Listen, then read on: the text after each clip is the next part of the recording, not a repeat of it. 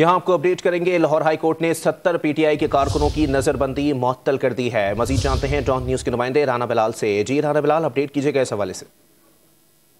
جو نظر بندی کے نوٹیفیکیشن پنجاب بھر میں ڈی سی کی جانب سے چیلنج جاری کیے گئے تھے، اسے لاہور ہائی کورٹ میں چیلنج کیا گیا اور آج لاہور ہائی کورٹ نے تحریک انصاف کے مزید 70 کارکنوں کی نظر بندی کے جو نوٹیفیکیشن تھے وہ معطل کر دیے ہیں، اور اب عدالت کی جانب سے نظر بندی معطل ہونے والے کارکنوں کی تعداد 100 سے تجاوز کر گئی ہے۔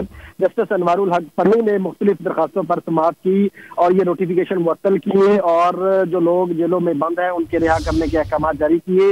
جسٹس انوار الحق پنو نے یہ ریمارک بھی دی ہے کہ خدارہ اس ملک کو چلنے دے، ایک بندہ ضمانت کروا کے باہر نکلتا ہے اور آپ دوبارہ اسے گرفتار کر لیتے ہیں۔ لوگوں کے جو حقوق ہے اسے پامال نہ کریں، اب نہ کوئی جلوس نکل رہا ہے نہ ہی کوئی جلسہ ہے، لوگوں کو جانے دے، گھروں میں جا کر وہ کھانا کھائیں۔ جسٹس انوار الحق پنو کی جانب سے یہ بھی ریمارکس دیے کہ اگر کسی نے جلاؤ گھیراؤ کیا ہے تو آپ ان پر مقدمات درج کریں، آپ انہیں نظر بند کیوں کر رہے ہیں؟ جو جناح ہاؤس پر حملہ کیا گیا وہ بھی درست عمل نہیں تھا۔